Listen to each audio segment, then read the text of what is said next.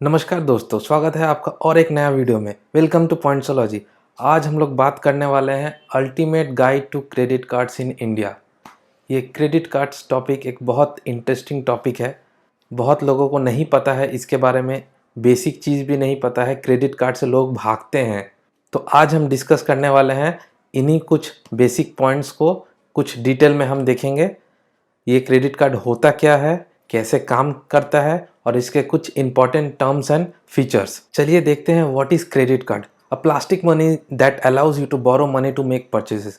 ये एक plastic card जो होता है, ये जब स्वाइप करते हैं तब आप बैंक से पैसा लेते हैं, यानी कि बैंक आपको पैसा क्रेडिट के थ्रू देती है और आप इसे यूज़ करते हैं।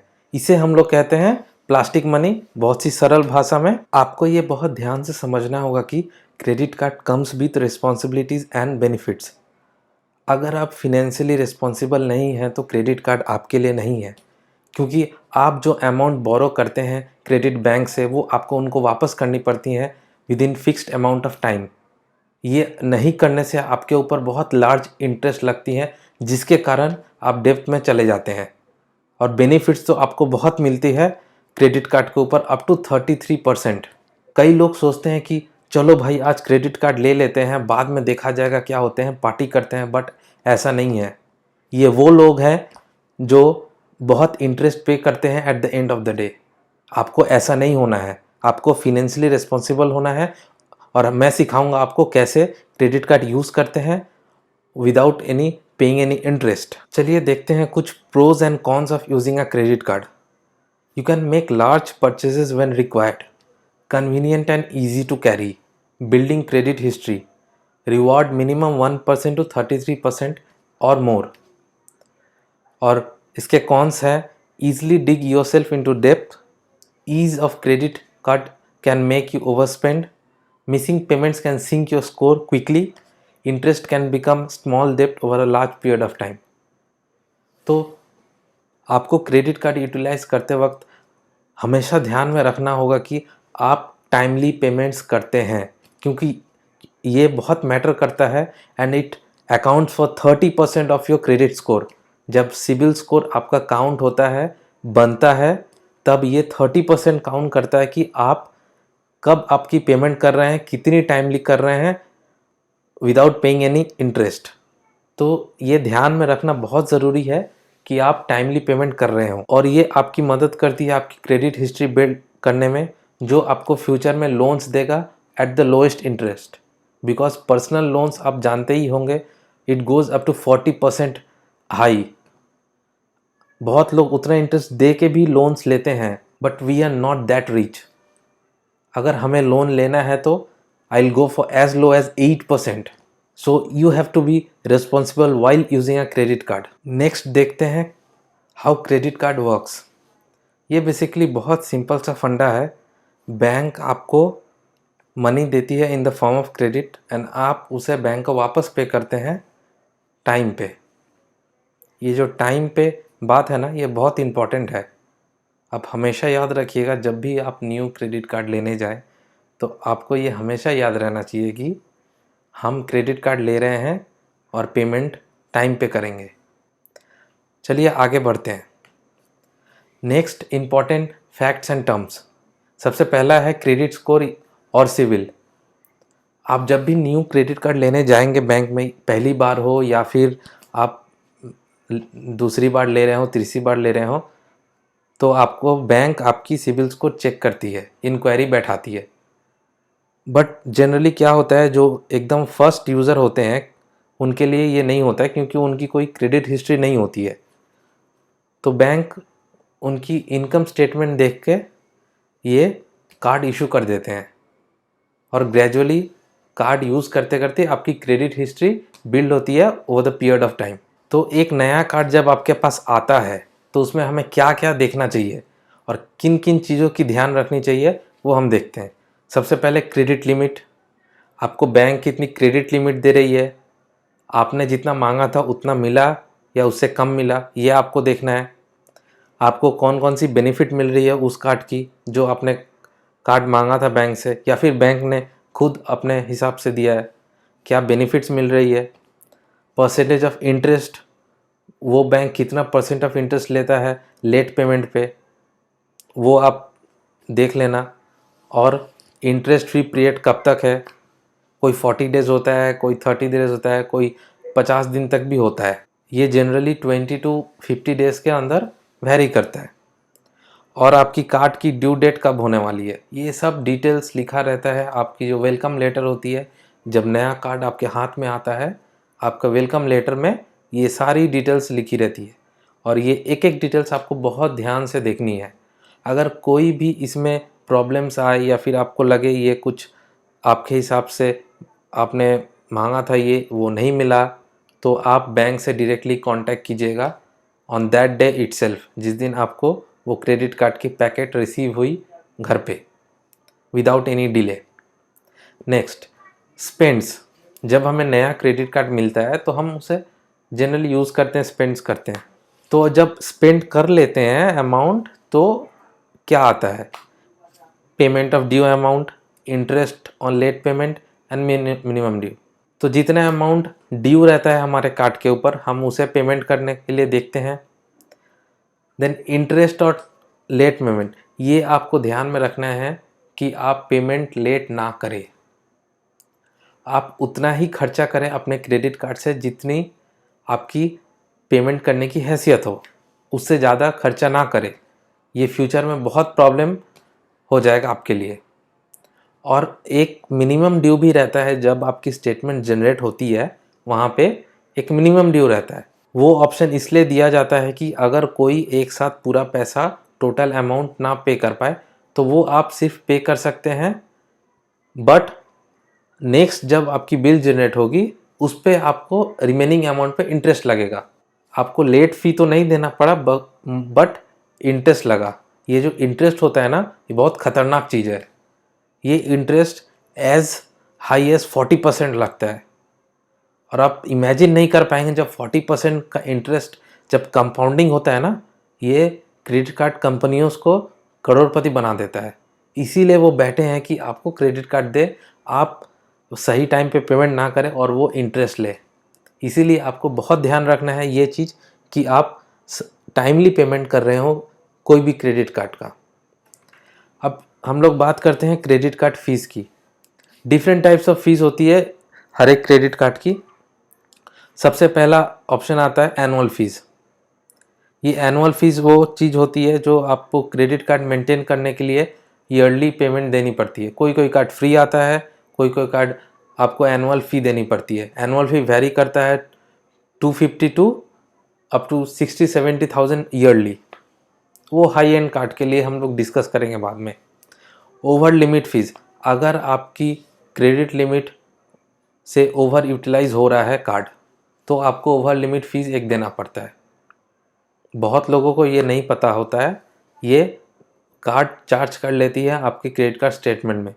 Foreign transaction fees, foreign transaction fee आपको 3% टू 3.25% तक देना पड़ सकता है, अगर आप कोई क्रेडिट कार्ड लेकर इंटरनेशनल ट्रांजैक्शन कर रहे हो तो। अगर इससे आपको बचना है तो आप फॉरेक्स कार्ड यूटिलाइज़ कर सकते हैं, वो सबसे बेस्ट ऑप्शन रहेगा, क्योंकि उस पर 0% ट्रांजैक्शन फ़ीस लगता है।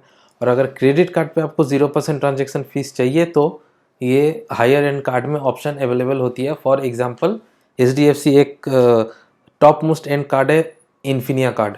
वो कार्ड बाय इनवाइट ओनली आती है, उसमें फॉरेन ट्रांजैक्शन फ़ीस पे 0% चार्जेस लगता है। लेट पेमेंट फ़ीस, जैसे मैंने आपको पहले ही बता दिया था कि अगर आप कोई पेमेंट लेट करते हैं तो एक अलग सी लेट पेमेंट फ़ीस तो देनी ही होगी आपको, साथ साथ आपको इंटरेस्ट भी देना पड़ेगा। ये बहुत महंगा पड़ सकता है आपको अगर आप टाइमली पेमेंट ना करें तो। प्रोसेसिंग फ़ी, अब ये प्रोसेसिंग फ़ी क्या होता है, ये प्रोसेसिंग फ़ी उन लोगों के लिए है जो जनरली दुकान, शॉप्स या फिर जहाँ वो क्रेडिट कार्ड स्वाइप मशीन रहता है, वो लोग जहाँ से पेमेंट लेते हैं उनको एक प्रोसेसिंग फ़ी बैंक को देनी पड़ती है। ये प्रोडक्ट जो आप ले रहे हैं उसमें ही आपका इंक्लूडेड रहता है, आपको अलग से नहीं देना पड़ता है। लेकिन कभी कभी आपने देखा होगा कि कोई कोई शॉप्स में अगर आप क्रेडिट कार्ड से पेमेंट कर रहे हैं तो वो शॉप वाले बोलते हैं कि भैया 2% एक्स्ट्रा देना, क्योंकि आप क्रेडिट कार्ड से पेमेंट कर रहे हैं, मुझे भी बैंक को देना पड़ता है। तो ये आप ध्यान में रखना, आप बोलना मैं 2% नहीं दूंगा, ये आप लोग बैंक से बात कर लो, ये आपकी प्रॉब्लम है। और कैश एडवांस फीस, अगर आप क्रेडिट कार्ड से एटीएम से विड्रॉल कर रहे हैं पैसा कैश में, तो आपको कैश एडवांस फीस देनी पड़ती है। फॉर एग्जांपल आप अगर सिंगल टाइम भी विड्रॉ करते हैं पैसा, तो आपको एज हाई एज 200 पर ट्रांजैक्शन देना पड़ सकता है। आप तभी इस्तेमाल करें क्रेडिट कार्ड एटीएम में जब आपको बहुत ज़रूरी हो, वरना आप ये ऑप्शन को भूल जाएं। नेक्स्ट है पेमेंट मेड ऑन टाइम। तो अगर आप टाइमली पेमेंट करते हैं तो आपको क्या क्या बेनिफिट्स मिलने वाली है। सबसे पहला, एक आपका बहुत अच्छा क्रेडिट स्कोर बिल्डअप होगा over the period of time, और क्रेडिट हिस्ट्री भी बिल्डअप होगी, और आप एलिजिबल फॉर लोन भी रहेंगे with lowest rate of interest. तो ये बहुत इंपॉर्टेंट है, इसीलिए मैं इस वीडियो में कितने बार कह चुका हूँ कि आप पेमेंट आपको टाइम पे करना है। ये बहुत मैटर करता है जब आप क्रेडिट स्कोर एनालाइज करते हैं, वहाँ आपको सब कुछ डिटेल में लिखा रहेगा कि payment made on time accounts for 30% of the credit score.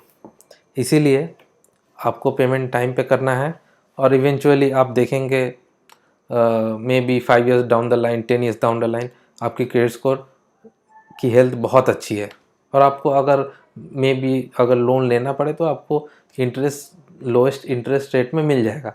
अगर उसमें नहीं भी मिलता है तो आप बैंक मैनेजर से बात कर सकते हैं, बता सकते हैं कि मेरी क्रेडिट हिस्ट्री इतनी है, ये मेरा इतना एक्सीलेंट स्कोर है, आप मुझे प्लीज़ ये इंटरेस्ट रेट पर लोन दे दें, तो मेरे लिए बेहतर होगा। नेक्स्ट देखते हैं payment not made on time. ये भी एक बहुत ख़तरनाक चीज़ है क्रेडिट कार्ड के सेक्टर में। हाई इंटरेस्ट रेट, जैसे मैंने आपको पहले ही बताया कि हाई इंटरेस्ट रेट लग सकता है अप टू 40%, और ये कंपाउंडिंग इन नेचर होता है, so be careful of this. और फिर sinking of a credit score, आपका क्रेडिट स्कोर गिरने लगता है slowly slowly by 10 points, 20 points, 30 points every month. अगर ये ऐसा ही फॉल करता रहा तो at the end of the year आपका credit score somewhere around 400 to 300 हो जाएगा, जो बहुत ही बुरा है। आपको कोई लोन भी नहीं मिलने वाला।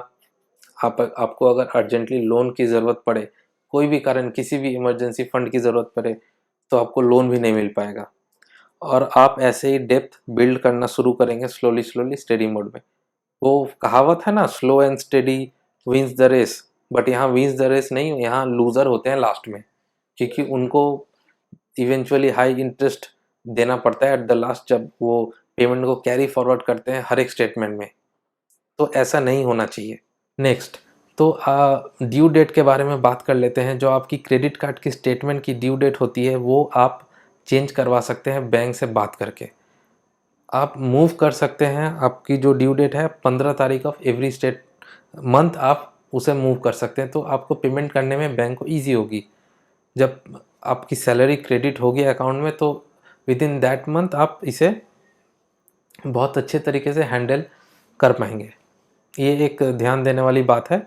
ये बहुत लोग देखते नहीं है, जो मिलता है वो वैसे यूटिलाइज़ कर लेते हैं, लेकिन बीच बीच में प्रॉब्लम्स भी आती है जो उनको पता नहीं चलता, लेकिन वो बाद में चार्जेस ऐड अप होते रहते हैं, जिसके कारण आपको इंटरेस्ट रेट देना पड़ सकता है। Next, getting a new credit card. अब जब भी नया क्रेडिट कार्ड अगर कोई लेने जाता है या फिर बैंक वाले अप्रोच करते हैं, तो यहाँ पे 60% ऑफ द पीपल बोलते हैं कि give me the best card available in the market. तो मार्केट, वो लोग चाहते हैं कि मुझे सबसे बेस्ट कार्ड चाहिए। तो ऐसा नहीं है, बेस्ट कार्ड जो होता है वो बिगिनर्स के लिए नहीं होता है। तो इंग्लिश में ना ये एक बहुत साधारण सी कहावत है, the best card orange for beginners. तो ये आपको याद रखना है कि बेस्ट कार्ड उन्हीं लोग के लिए है जो मतलब बहुत पुराने हैं क्रेडिट कार्ड के सेक्टर में, या फिर जिनकी इनकम बहुत हाई है, तो इन दैट केस वो ले सकते हैं। तो इनकी ये दो रीजंस क्या है हम देख लेते हैं। New commerce own qualify the valuable cards. जो न्यू कमर्स है क्रेडिट कार्ड की इंडस्ट्री में, सेक्टर में, उनको तो मिलने ही वाला नहीं है वैल्यूएबल कार्ड्स। वो उनको क्या करना होगा, वो जो बेसिक सा कार्ड मिल रहा है उन्हीं से काम चलाना होगा। आप यूज़ करते करते करते आपकी क्रेडिट स्कोर बिल्ड होगी और आप उसे बाद में अपग्रेड कर सकते हैं बैंक से बात करके, या फिर बैंक खुद भी आपको ऑफ़र करती है, आप वो ऑफ़र भी यूटिलाइज़ कर सकते हैं। और income requirements, credit score, longer credit history.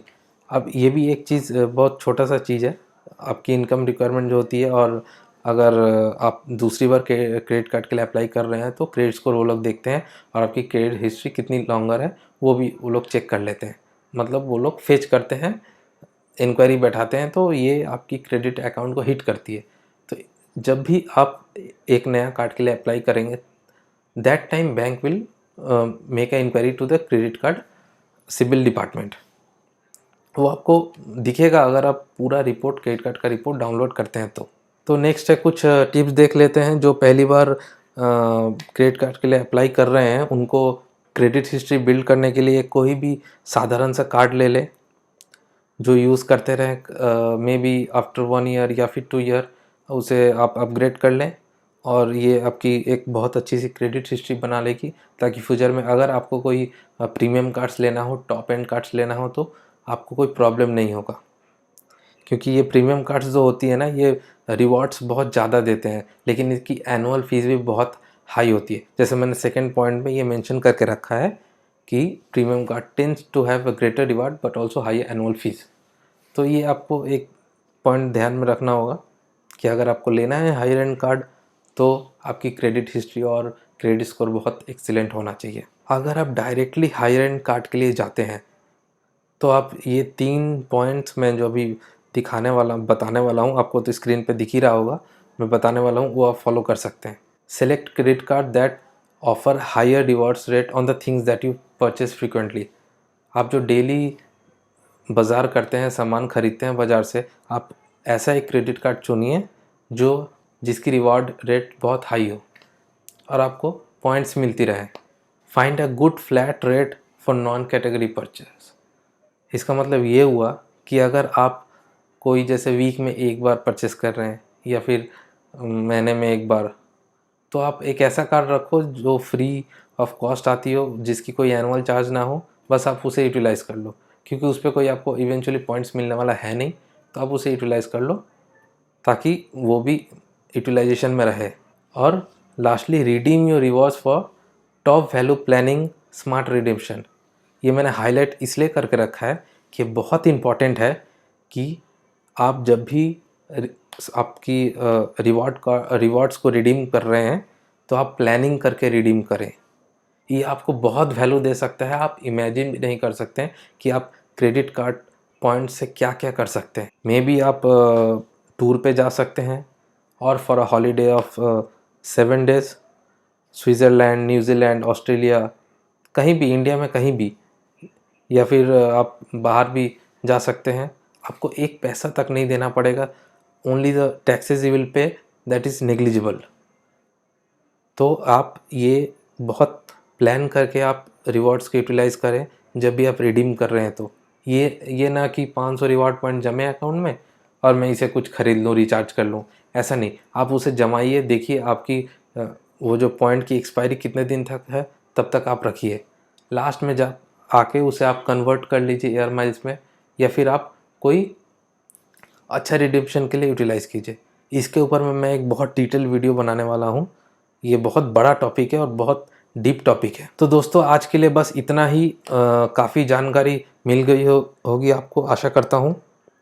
तो थैंक यू एवरीवन। अगर आपको कोई क्वेश्चंस और डाउट्स हैं तो आप कमेंट कीजिए, मैं ज़रूर आंसर करूँगा उसको। अगर आपको ये वीडियो अच्छा लगा तो आप प्लीज़ लाइक कर दीजिएगा, शेयर कर दीजिएगा और सब्सक्राइब करना मत भूलिएगा।